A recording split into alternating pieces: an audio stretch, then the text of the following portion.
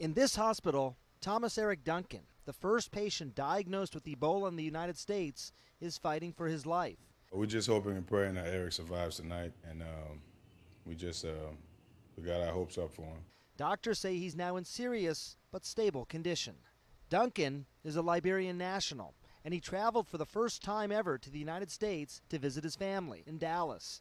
The New York Times reports that he may have become infected on September 15th.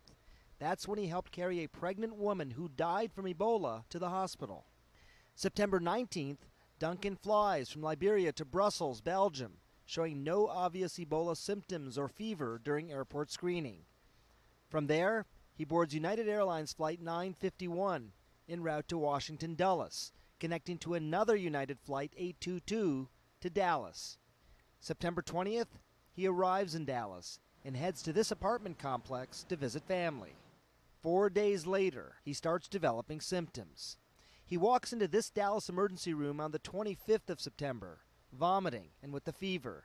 He tells the nurse he had traveled from Africa but is sent home with antibiotics and does not undergo an Ebola screening.